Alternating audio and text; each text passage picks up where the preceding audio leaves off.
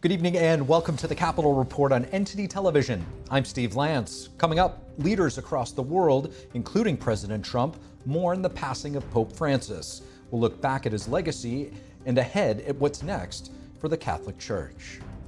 The U.S. and China trading fresh warnings, Beijing threatening countries against cooperating with the United States. President Trump calling out cheating around tariffs. And more Democratic lawmakers traveling to El Salvador, this to push for the release of Kilmar Garcia from a prison in his home country.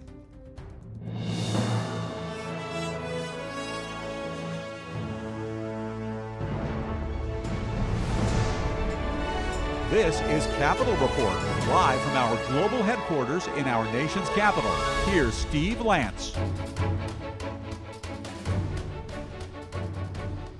Leaders across the world sending condolences from the passing of Pope Francis. They say they remember him fondly despite differences in opinion. NTD's international correspondent Malcolm Hudson has a report.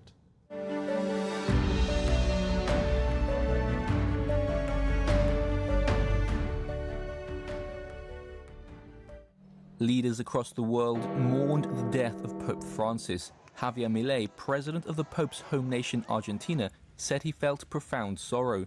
He said that despite differences that seem minor today, having been able to know him in his goodness and wisdom was a true honor. Mexican President Claudia Sheinbaum said he left a great legacy. May he rest in peace, and our embrace and affection to the whole world, and particularly to the Catholics of Mexico. Colombian President Gustavo Petro said he lost a great friend, while Brazilian President Luiz Inácio Lula da Silva said humanity is losing a voice of respect and welcome for others. With an ear to Europe, Italian Prime Minister Giorgia Meloni said she had the privilege of enjoying his friendship, advice and teachings, calling him a great man, a great shepherd.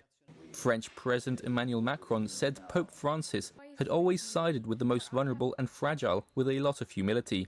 British Prime Minister Keir Starmer said the Pope's leadership was courageous, yet always came from a place of deep humility, while King Charles said he'd be remembered for his compassion. German Chancellor Olaf Scholz recalled him as a reconciling and a warm-hearted person. Israel's President Isaac Herzog said he hopes the Pope's prayers for peace in the Middle East and for the safe return of the hostages in Gaza will soon be answered. UN Secretary-General Antonio Guterres said Pope Francis leaves a legacy of faith and service. We at the United Nations were greatly inspired by his commitment to the goals and ideals of our organization, a message I was honored to convey in my meetings with him as Secretary General. Russian President Vladimir Putin said Francis had actively promoted the development of dialogue between the Russian Orthodox and Roman Catholic churches. Ukrainian President Volodymyr Zelensky recalled how the Pope prayed for peace in Ukraine for the Ukrainians. Malcolm Hudson, NTD News. President Trump does plan to attend the Pope's funeral, posting on X that he and First Lady Melania Trump look forward to that event in Rome. We'll be discussing the legacy and controversies that Pope Francis leaves behind later in the show, so stay tuned. A fresh escalation of trade tensions between the United States and China. The CCP warning other nations against making deals with the U.S. This as President Trump is warning Beijing against cheating and vows to reach deals with Europe. NTD's White House correspondent Iris Tao has more. We're going to ultimately have a deal with anyone. As President Trump expresses optimism toward making trade deals with countries that benefit the U.S., China is vowing retaliation against countries that follow U.S.'s lead to isolate Beijing. In a statement, the Chinese Ministry of Commerce says it will take countermeasures against any party reaching a deal at the expense of China's interests. But such threats have not stopped the White House from repeatedly hiking tariffs on China, now to 145%, while pausing tariffs on other countries. The administration is also reportedly asking U.S. partners during negotiations to limit dealings with China. President Trump last week stressing he believes that the U.S. has the upper hand. An additional statement that he just shared with me: China needs to make a deal with us. We don't have to make a deal with them. They need our money.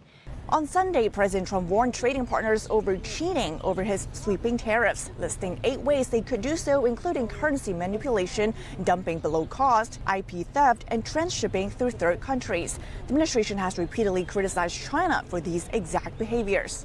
Meanwhile, despite China's attempt to interfere with U.S. talks with trading partners, President Trump says his talks with Europe are going well. I think we're doing really well. We're all set. There's a little transition, and that's going to happen. But ultimately, we're going to be the strongest that we've ever been as a nation. The Mexican president today also called her talks with Trump last week on tariffs very productive. Meanwhile, in other news, the president today offering full-throated backing of his defense secretary after reports alleging that Pete Hegseth shared Houthis' attack plans details in another Signal group chat, this time with his family. Doing a great job. It's just fake news. They just bring up stories. I guess it sounds like disgruntled employees. You know, he was put there to get rid of a lot of bad people, and that's what he's doing. So you don't always have friends when you do that. Some Democratic lawmakers are demanding Pete Hegseth step down, but the White House denies reports that they are looking for any replacement, and Hegseth himself taking aim at the media. And anonymous smears from disgruntled former employees on old news doesn't matter. A National Security Advisor, Mike Waltz, took responsibility for the Signal group chat back in March that inadvertently included an editor from The Atlantic magazine. President Trump said he called the latest reporting old stuff and also challenged the media to find something new. Reporting from the White House, Iris Tao, NTD News. Student loans that are in default will now be referred to debt collection starting next month. Roughly 5.3 million borrowers are in default on their federal student loans. The Department of Education is ending a period of leniency that began during the COVID-19 pandemic. And Vice President J.D. Vance today holding talks with Indian Prime Minister Narendra Modi on tariffs. The pair met at Modi's residence in New Delhi, India. India trying to avoid U.S. tariffs and negotiate a trade deal with the Trump administration. Modi's office reporting the two leaders welcome what they're calling the significant progress toward a bilateral trade deal to be finalized this year. The United States is India's largest trading partner, while China is India's chief rival within that region. President Trump pausing tariffs against most countries except for China. The vice president is accompanied by Second Lady Usha Vance, whose parents are from India, and their 3 children on this 4-day tour to India. And President Trump says there's a very good chance Russia and Ukraine will make a peace deal as early as this week. This as both sides accuse one another of thousands of violations of an Easter truce. NTD's international correspondent Arian Pazdar has that update. Ukrainian soldiers observed Easter Sunday amid ongoing fighting between Kiev and Moscow. On Saturday, Russia and Ukraine agreed on an Easter Sunday ceasefire, but on Sunday night, both sides accused each other of violating that truce thousands of times. A Ukrainian medic says the fighting never stopped. There was no ceasefire, and there were a lot of injuries. There were a lot of firearm wounds, injuries caused by mine explosions, and more. But still, President Trump took to social media on Sunday afternoon, saying hopefully Russia and Ukraine will make a deal this week.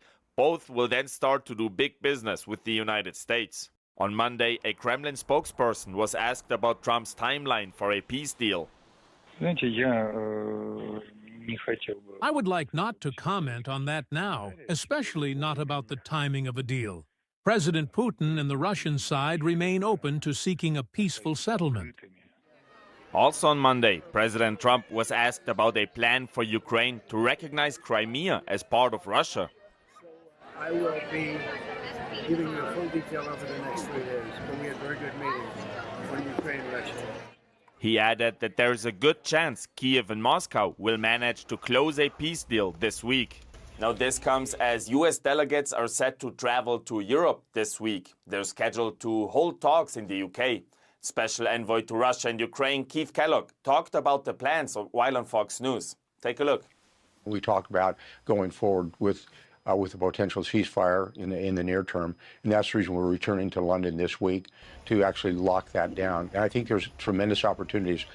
Ukrainian President Volodymyr Zelensky confirmed that this Wednesday, Ukrainian representatives will be working in London.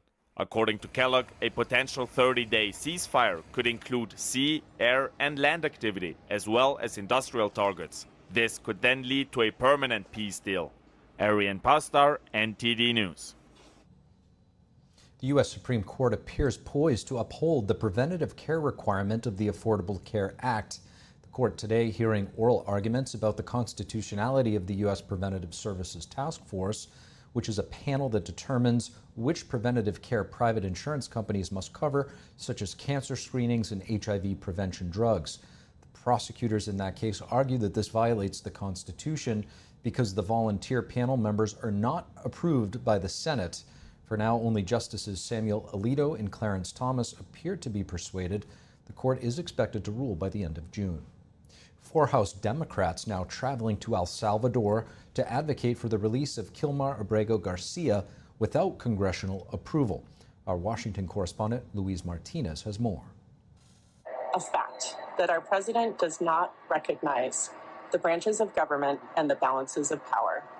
This is what we all have been calling a constitutional crisis. We are here to release Kilmar Abrego Garcia. That was Democratic Congresswoman Maxine Dexter, who alongside 3 other House Democrats traveled to El Salvador to advocate for the release of Kilmar Abrego Garcia, a Salvadoran national who entered the U.S. illegally and was deported for having ties to MS-13, a foreign terrorist organization. President Trump made it very clear. I'm going to get rid of the gang members, the murderers, the rapists, the terrorists, and this is part of that process. And others, like the senator from Maryland, are doubling down on an illegal alien when they won't talk about all the Americans who have been harmed by illegal aliens. Last week, Senator Chris Van Hollen, the Democrat from Maryland, traveled to El Salvador and met with Kilmar Abrego Garcia. He was sad and traumatized that he was being in prison because he has committed no crimes.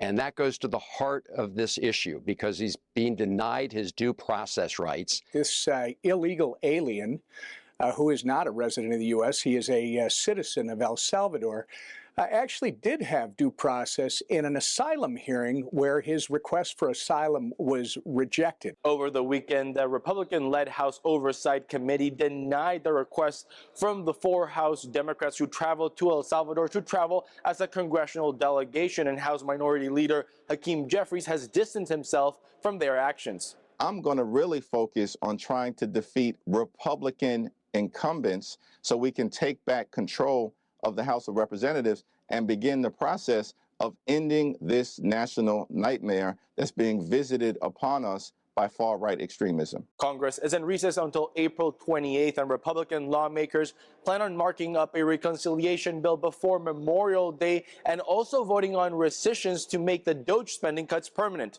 Reporting from Washington, D.C., Luis Eduardo Martinez, NTD News.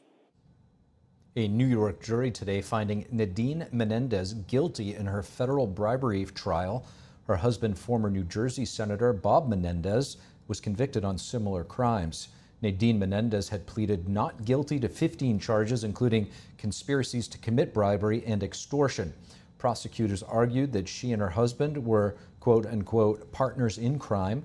They both were accused of accepting cash, gold bars, and a luxury car, this in exchange for political favors. Jurors began deliberating Friday afternoon, reaching their verdict earlier today. She will be sentenced in June. The same month, her husband is expected to report to prison to begin serving an 11-year sentence. The Secret Service now investigating after Homeland Security Secretary Kristi Noem fell victim to a crime on Sunday evening. Her bag, including $3,000 in cash, stolen. It appears to have happened while Noem was eating dinner at a downtown Washington, D.C. restaurant. Secret Service reviewing security camera footage at the restaurant. It showed an unknown white male wearing a medical mask taking Noem's bag and leaving the restaurant. The thief reportedly got away with Noem's driver's license, medication, apartment keys, passport, DHS access badge, makeup, blank checks, and the cash. Coming up, nuclear talks could continue between the U.S. and Iran over the weekend, but Iran also meeting with the leaders of the CCP. And perseverance in the face of hardship. a spiritual group in Washington, D.C., commemorating a peaceful appeal that preceded a nationwide persecution throughout China. That and more when we return.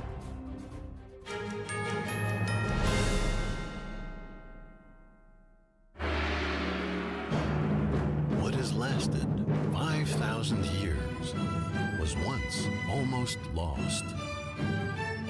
Now, the world awaits the divine culture's return.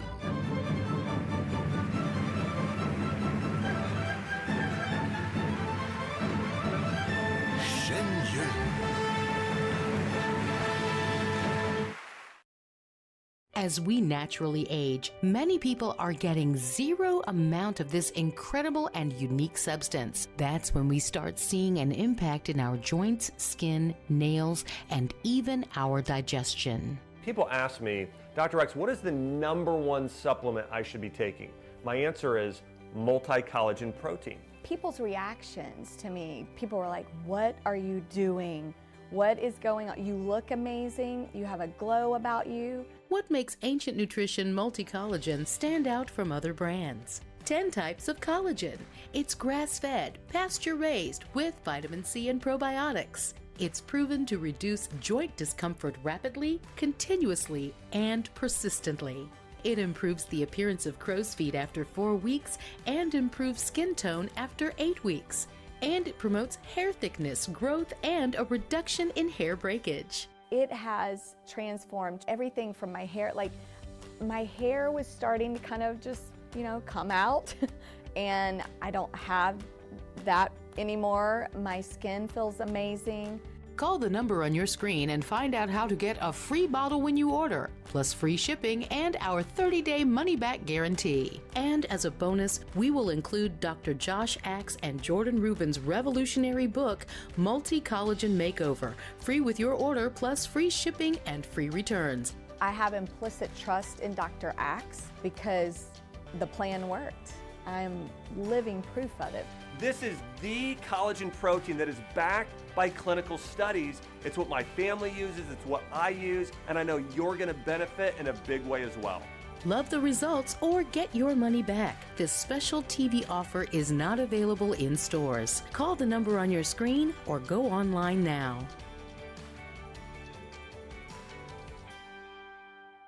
Life's daily battles are not meant to be fought alone.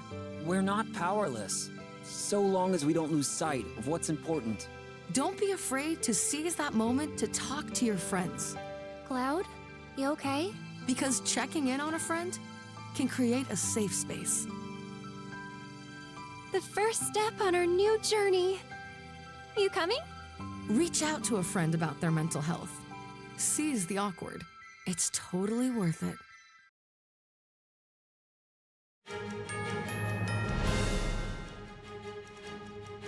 And welcome back. U.S. and Iran talks continuing this Saturday for the third weekend in a row. Presidential envoy Steve Witkoff set to speak again with Iran's foreign minister. Both leaders saying last Saturday's discussion productive. NTD's Washington correspondent Jack Bradley has more. U.S. and Iranian officials are holding their next round of nuclear talks in Oman on Saturday. Both countries said that they made progress in their second round of talks this past Saturday in Rome, and we don't know the specifics of the negotiations. President Trump has made clear that he wants to prevent Iran from obtaining a nuclear weapon, but it's unclear if he's willing to allow them to maintain any nuclear power plants at all. I'm for stopping Iran, very simply, from having a nuclear weapon. They can't have a nuclear weapon. I want Iran to be great and prosperous and terrific. Before these talks take place, Iran's Foreign Minister Abbas Araghchi is meeting with the Chinese Communist Party leaders in Beijing on Tuesday. Now, he went to Russia last week also to discuss the nuclear issue as well, meeting with President Putin. And this comes as tensions are high between the CCP and the U.S. Other than historically high tariffs, Trump has also, for the first time, sanctioned Chinese oil refineries for purchasing billions of dollars worth of oil from Iran. Now, these refineries in China are giving a lifeline to Iran's economy.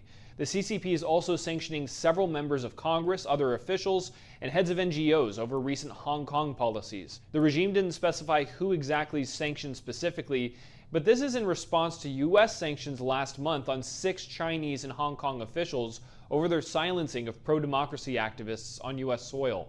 Now, the U.S. is meanwhile saying that China is directly supporting attacks on U.S. interests by Iran-backed Houthi terrorists.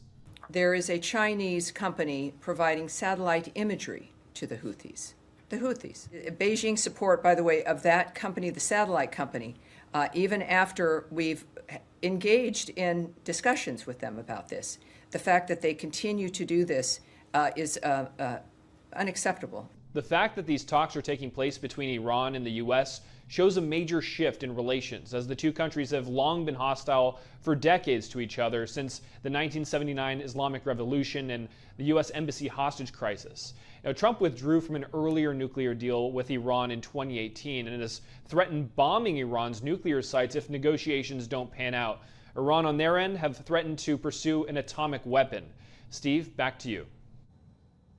April 25th will mark the 26th anniversary of a historic peaceful appeal inside of Communist China. Falun Gong practitioners in Washington, D.C. are commemorating this occasion by raising awareness about the ongoing persecution campaign still happening in China as we speak. NTD's Sam Wong has more on this story. I'm here outside the Chinese embassy in Washington, D.C., where a group of Falun Gong practitioners has gathered behind me. They're here to commemorate a historical event widely believed to be the prelude to a nationwide persecution. Dressed in yellow shirts and doing meditation, the site bears resemblance to what happened in the heart of Beijing nearly 26 years ago. On April 25, 1999, around 10,000 Falun Gong practitioners gathered peacefully outside the Chinese Communist Party's central headquarters, Zhongnanhai. They were appealing against harassment and suppression of their peers by local authorities in a nearby city. I remember around April 25, 1999, a fellow practitioner told me that authorities had started arresting people in Tianjin. We all went together to the city hall to appeal and tell them that Falun Gong is good and that they shouldn't arbitrarily detain people. But what ensued was an escalation that no one foresaw. 3 months later, Beijing ordered a nationwide persecution against Falun Gong, subjecting up to 100 million Chinese to systematic abuse, incarceration, even deaths in custody. So my uncle had started practicing Falun Gong in 1997, and in 2001 he was apprehended by the police and sentenced to 5 years in prison. Many Falun Gong practitioners still face imprisonment, and inside those prisons they might face all kinds of tortures, brainwashing, and mental or physical abuse. Up until April 2025, Minhui.org has reported more than 5,000 Falun Gong practitioners killed inside China, but that total is believed to be a tiny fraction of the actual death toll. The actual number is near impossible to discern because of the regime's systematic efforts to control information and cover up its abuses. According to several independent reports, Chinese authorities are accused of killing tens of thousands of Falun Gong practitioners to supply the regime's organ transplant industry. The crime against humanity is condemned by human rights groups and government officials around the world. Many of my friends around me were persecuted to death in prison. So I believe we're duty-bound to stand up today and call on more people to step forward to help stop the CCP's persecution of Falun Gong. More than a quarter century has passed since the start of the persecution. Falun Gong practitioners are still committed to the same principle they've held dear for decades, the values of truthfulness, compassion, and forbearance, as well as making their voices heard through peaceful means. Sam Wong, NTD News, Washington, D.C. Coming up, a figure of both guidance and controversy. We explore the legacy of Pope Francis with Matthew Schmaltz, founder and editor of the Journal of Global Catholicism.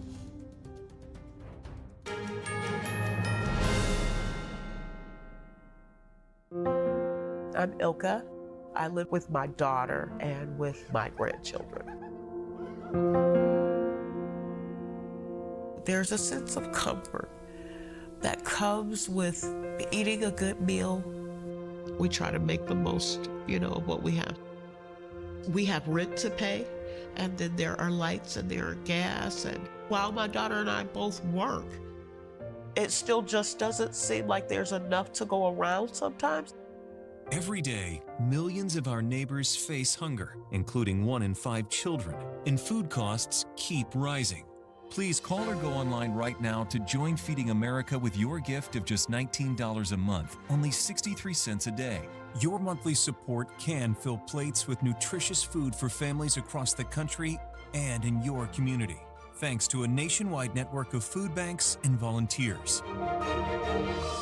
If you were over and playing with us, you were part of our family and you were going to eat. A real cook can take nothing and make something. No one should ever have to wonder if they will have enough to eat, and our neighbors are working hard to feed their families every day. Call or go online now. Visit helpfeedingamerica.org and give $19 a month. 98% of donations go directly to help millions of people facing hunger from coast to coast and in your own community. Use your credit card and you'll get this exclusive canvas grocery bag as a thank you for joining hands with people across America to help end hunger. Some of the lessons that I hope that my family will take, it is important to treat people the way that you want to be treated. I have carried on the tradition of loving people through food. Please call right now or go online to make a monthly gift at helpfeedingamerica.org. Your support helps our neighbors bring food home to their family.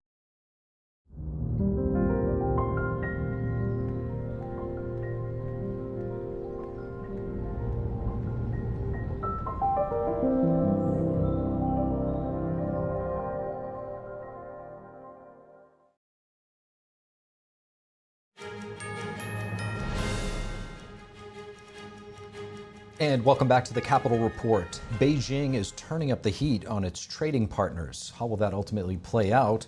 And what does the back and forth retaliation mean for long-term relations with the United States? We're joined by Yun Sun, director of the China program at the Stimson Center, to share her insights. Yun Sun, thank you so much for joining us. Thank you for having me today. It's great to have you with us, Yun. So China's economy, for all intents and purposes, seems to be in a precarious position. Now Beijing threatening its trade partners not to cooperate with the United States when it comes to tariffs. What should these nations be considering when deciding on how to respond to the U.S. and China? Yes, I think most of the nations would be very concerned about the potential spillover effect of the U.S.-China tariff war, because currently we know that the tariff on the Chinese products exported to the United States is at least 145%. Some of it is as high as 245%, right? So what this has created is a Chinese incentive to enhance its utility of the backdoor trade or the transshipment through its trading partners into the U.S. market, because these countries face significantly lower tariff rates from the United States. Like, for example, for Vietnam is somewhere around 45 to 49%. So it's significantly lower than the tariff that China faces. So these countries would be put in a very difficult position that do they cooperate with China or do they not? If they cooperate with China, they potentially will become the target of even harsher punishment and sanctions, as well as tariff treatment from the United States. But if they do not cooperate with China, they potentially will face retaliation from the Chinese. So this is indeed a precarious position for these trading partners of China as well. Now, the Chinese Communist Party has a carrot and stick approach to relations with other nations. How do you see this ultimately playing out right now? I think for now, what the Chinese are inclined to do is charm offensive, right? Now they're portraying the United States as a destabilizing force in the international system, portraying the U.S. trade policy as not only endangering its own economy, but also threatening the economic health of the global economy, including all these countries in the world. So what the Chinese are trying to do is try to play the good guy, the good cop, and make the comparison with a striking contrast between China and the United States, with China being the stabilizing force and the United States being the destabilizer. So I think at this time, the Chinese would be less inclined to using more sticks in their relationship with the other countries, because realistically, these other countries also have to consider if they have to downgrade or significantly decrease some of their relationship and their economic ties with the United States, what is the alternative? So suddenly, I would say that China has become a less unattractive partner for a lot of countries because of the available options for them have suddenly become quite limited. To your point, the CCP has an extensive operation to influence how we in the West view it. One might point to TikTok among many other avenues and outlets that they use. The algorithm there seems to have changed quite a bit recently during this tariff war, influencing American minds. Help us cut through the fog here. What do Beijing's actions following U.S. tariffs show us about their outlook? I have recently been engaged in some of the dialogues with Chinese interlocutors about this specific question. Strangely enough, you get a sense of a very high level, exuberant level of confidence in China about the result of the tariff war. They don't believe they're going to lose. And here's why. They think that compared to 8 years ago, China is much better prepared for a trade war or decoupling with the U.S. economy. They were able to use the past 8 years to build up their internal resilience, to decrease their, for example, their dependence on U.S. high-tech products as well as U.S. technologies. And at the same time, I would say in the past 8 years, we're also seeing the Chinese building the backdoor trade into the U.S. market. And that's Southeast Asia, that's South Asia, that's countries including Canada and Mexico, right? So I think the Chinese would draw the conclusion that compared to 8 years ago, they're in a better position to weather this storm. And that gets to their final conclusion, which is this is only 4 years. President Trump is in his second term. They don't believe there's going to be another president of the United States, whether he or she is from the Republican Party or Democrat Party, would have as much power and as much determination and resolve as President Trump currently does.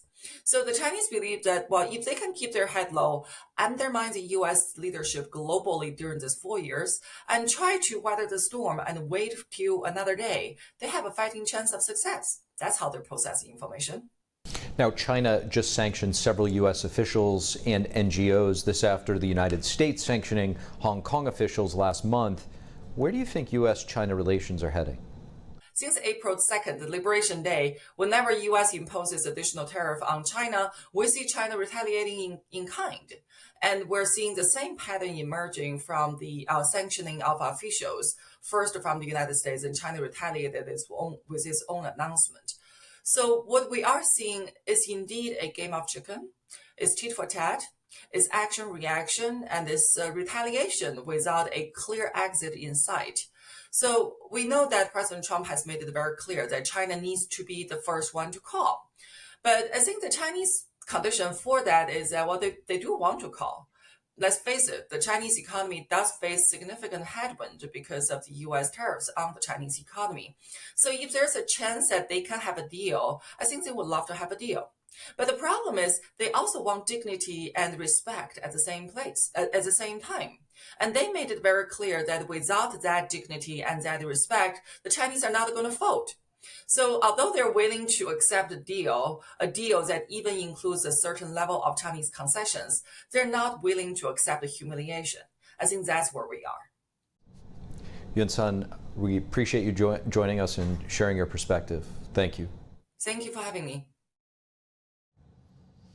Pope Francis dying today at the age of 88. The Vatican revealing the cause of death was a stroke, followed by a coma and irreversible cardiocirculatory collapse. NTD's Daniel Monahan has more on the life and legacy of the first Latin American leader of the Roman Catholic Church.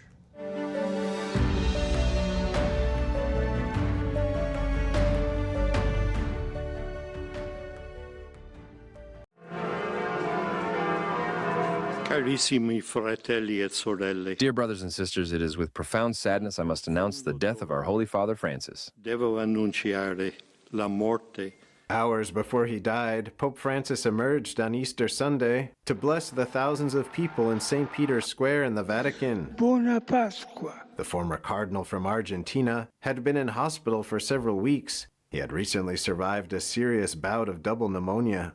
Francis was elected Pope on March 13, 2013. He was immediately praised as a man of humility, making his first appearance in simple white vestments instead of the more opulent royal vestments of his predecessors. His first Easter, he changed a Holy Thursday ritual where the pontiff washes and kisses the feet of 12 clergymen in remembrance of Jesus' washing the feet of the 12 apostles. Pope Francis instead washed and kissed the feet of 12 prisoners, including some Muslims. The following year, he presided over the marriage of several couples who had been living together and had children out of wedlock. Some of his teachings, specifically on the blessing of homosexual couples, his stance against the U.S.'s crackdowns on illegal immigration, and his criticisms of capitalism, sparked dissent among Christians. He also received criticism over a controversial deal with Communist China. The agreement gave Beijing influence over bishop appointments. He leaves behind a global church 1.3 billion strong, and a legacy that strove to inspire social and political reforms in and out of that church, rooted in his interpretation of Jesus Christ's teachings on mercy. While he struggled with internal dissent, Francis drew huge crowds on his many foreign travels as he promoted interfaith dialogue and peace. Pope Francis's chosen resting place is the Basilica of St. Mary Major, a site dear to him because of his devotion to the Mother Mary. In a break with tradition, Francis will become the first pope in over a century to be buried outside the Vatican. Pope Francis's funeral is still expected to take place in St. Peter's Square, in front of the Basilica of St. Peter, where most of his predecessors rest. In the coming days, more than 100 cardinals from around the world will be called to gather in the Vatican Palace to elect the new pope. Completely secluded from the outside world, they will pray, discuss, and vote in a secret ballot. This election requires a 2/3 majority vote and can take several days, with up to 4 votes happening in a single day. Ballots are burned after each vote, sending a smoke signal to the outside world. Black smoke means no majority. White smoke means a majority has been reached. Once the winning candidate accepts the position, the news is declared Habemus Papam, which translates as, "We have a pope." Daniel Monahan, NTD News.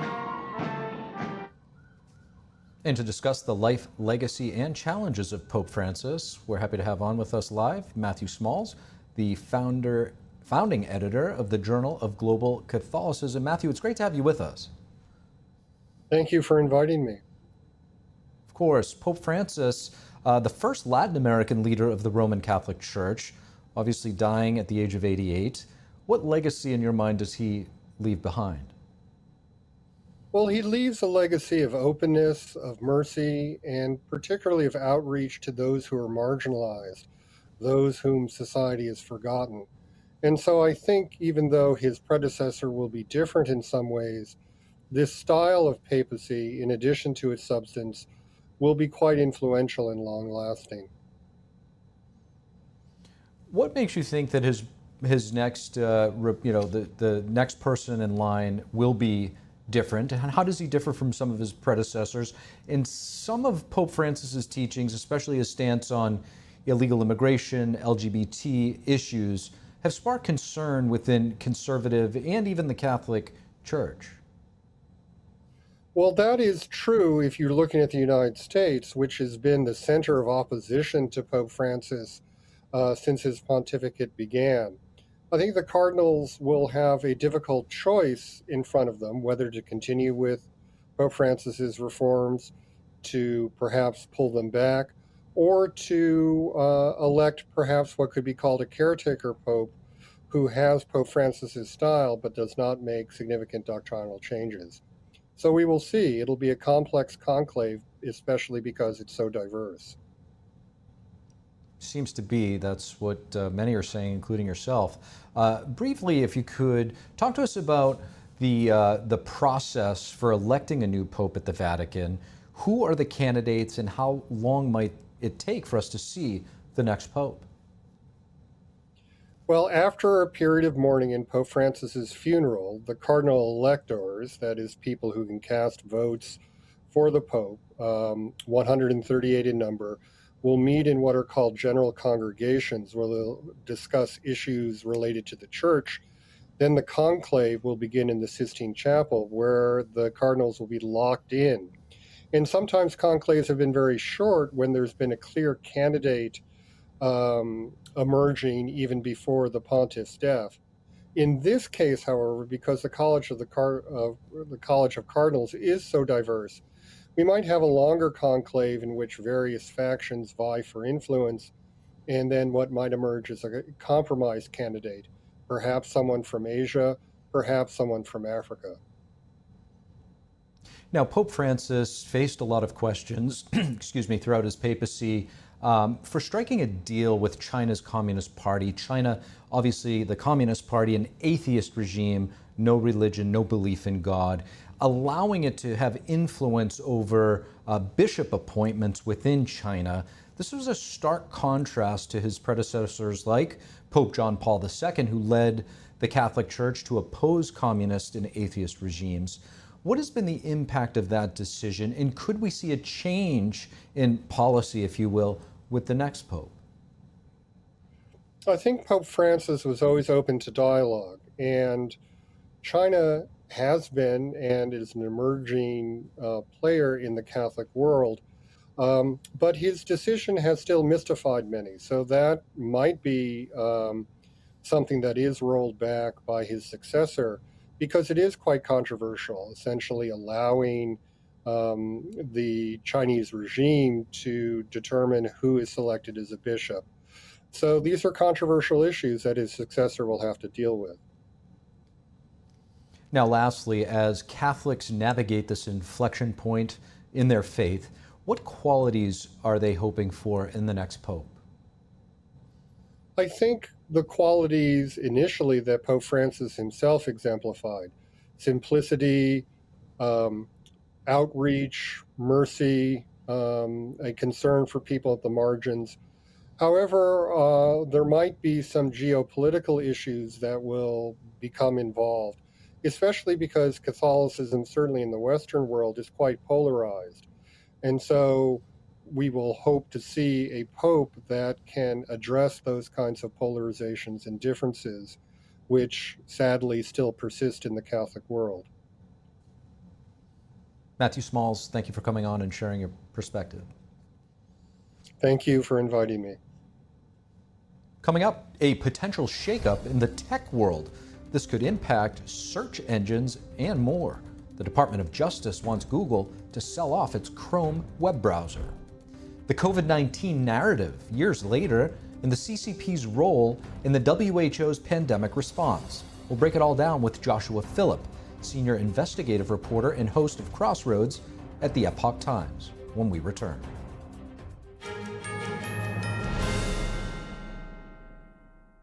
Please visit oilpainting.ntdtv.com.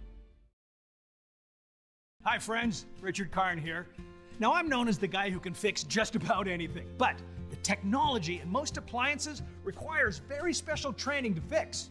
My point is, even I know when I've met my match, and that's why... Called up Choice Home Warranty, and I don't have to worry about that. So, do what this old DIYer did and call Choice Home Warranty now, before something breaks down. Tell them I sent you, and get your first month free. Call Choice Home Warranty before it's too late and get protection for your heating, AC, plumbing, kitchen, and laundry appliances, and more. Call for your free quote today. Call in the next 5 minutes and get your first month free. 800-360-6782. 800-360-6782. Looking to refresh the style in your home? Here at Mathis Home, we can help you find exactly what you need during our spring style event. Whether you're looking for rustic farmhouse, classic, or modern and eclectic, we have all the latest looks that will leave your home feeling brand new.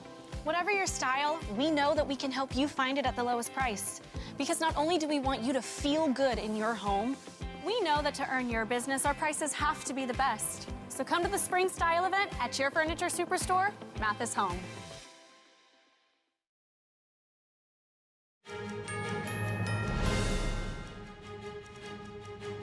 And welcome back to the Capitol Report. A potential shakeup in the tech world, which could impact how we surf the web.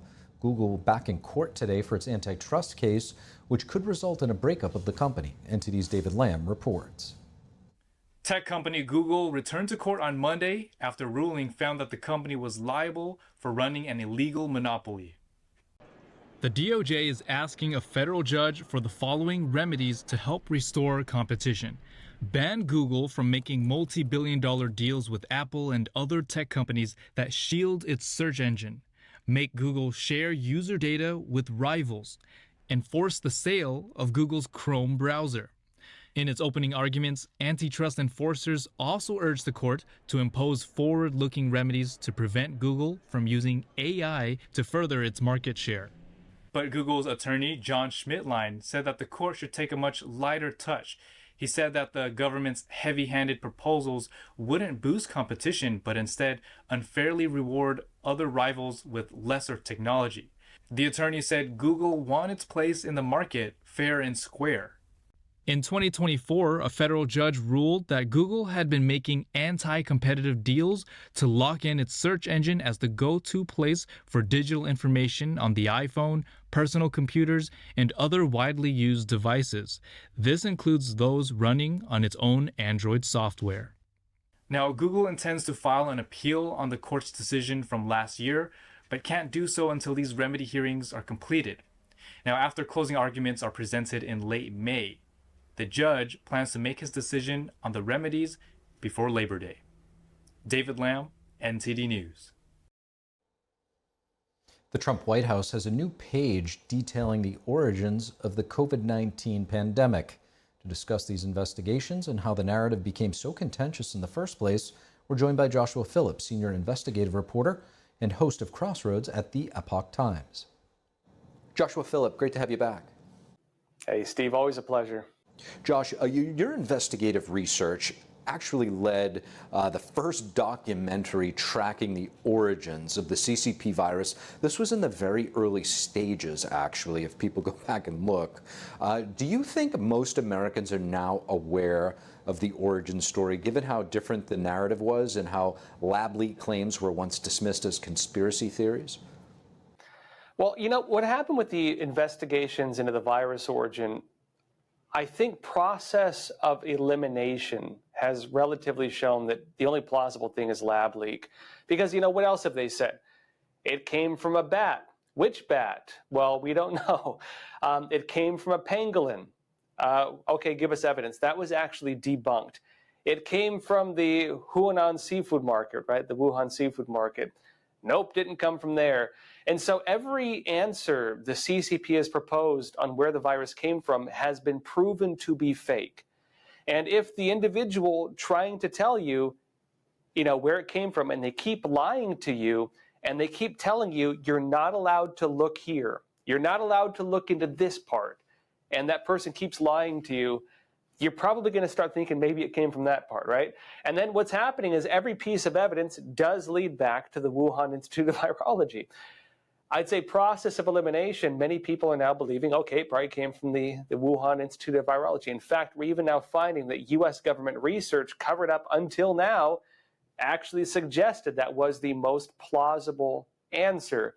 And I believe what happened was it was too politically sensitive because it has a lot of implications on blaming the Communist Party of China for this whole thing, and it makes them look bad. To your point, Joshua, you know, up until now is what what you highlight. What role do you think the previous administration's policies played while working with major social media platforms like Facebook, like others, to censor COVID-related information? And what is the actual fallout and the damage because of this? You know, that's the challenge you have when you try to manage who is credible and who is not credible. What had happened was this. The main authority that was established on, COVID-related issues was basically the World Health Organization. The Trump administration, through review, found the World Health Organization could not demonstrate independence from the Chinese Communist Party. We also know there was the Proximal Origins paper, right, NIH and stuff like that. In their own discussions, now, again, shown to the public, but hidden from us for a very long time, it showed that backroom discussions had actually discussed lab leak as being a plausible theory, probably the most plausible, and they covered it up. You were not allowed to question it. And so, what happens when you have a narrative that you're not allowed to question, and there's an entire censorship system set up to go after anybody who does? Well, that has the effect of suppressing valid journalism, of legitimate information. I think it was really damaging. Yeah, the question of who's watching the Watchmen and when that actually comes true, and then the skepticism and the fallout, it really undermines a lot of our institutions and causes a lot of disbelief, which can be very damaging all the way down the line. Well, and then people come to conclusions on why it was suppressed, and then that's when you have conspiracy theories, whatever else. It was a self-feeding machine that was really harmful, in my opinion. Absolutely. The White House, the current White House, is acknowledging that the WHO's response to COVID-19 actually reflects influence, deep influence from the Chinese Communist Party. How did pressure from China, in your opinion, shape this narrative, and has anything changed since within the WHO since then? This is what I've been reporting from the get-go. Case in point of people who were censored. I was attacked a lot for saying this. The World Health Organization was investigated by the Trump administration during his first term in office. Again, COVID went into the Biden administration, and so a lot of that ended, right? But before Trump left office, they did an investigation into whether the World Health Organization was actually making decisions independent of the Chinese Communist Party. They demonstrated the WHO was not able to demonstrate independence from the CCP. And part of what we saw happen with COVID response was that the narratives were effectively the Chinese Communist Party narratives. The guardrails on investigation were effectively the guardrails on investigation from the Chinese Communist Party. And most importantly, the efficacy of response was based on the China model. And we know they were lying. So what was the Chinese Communist Party doing? It was doing lockdowns. It was doing economic shutdowns. It did, vaccine mandates. It was locking people in their homes. It was carrying out really totalitarian policies. And some would also argue the CCP managed to offset its own economic downturn for several years by basically shutting down the global economy and then telling foreign investors, China fixed the problem, come and put your money in China. And they lured in foreign investment and foreign business by doing that, although they again continued to lock down afterwards, even after saying that everything worked. And that was why you had publications like New York Times, eating out of their hand all the time, declaring to the world, the China model, state capitalism, as they called it, which is just communism, effectively. It means the state has seized the systems of capitalism, meaning communism. They say state capitalism was shown as the working model against COVID. That was the narrative, totalitarian communism, the working model against it. The World Health Organization then adopting all of the policies and all of the recommendations from the CCP, basing their response model on their model, and then recommending that as the response to every other country on Earth. And so the whole world followed what was not a functioning model on the recommendations of the WHO, which was basing its recommendations on the lies of the Chinese Communist Party. It really is remarkable to me that the CCP has managed to escape and be let off the hook to the extent that they have for, like you mentioned, allowing the virus to leave while locking down internally. Senior investigative reporter and host of Crossroads at the Epoch Times, Joshua Phillip, thank you. Pleasure, thank you. That is all we have for you this evening on the Capitol Report. For round-the-clock original coverage, you can visit us at ntd.com/live and download our NTD mobile app. From the nation's capital, I'm Steve Lance. Have a great evening. See you back here tomorrow.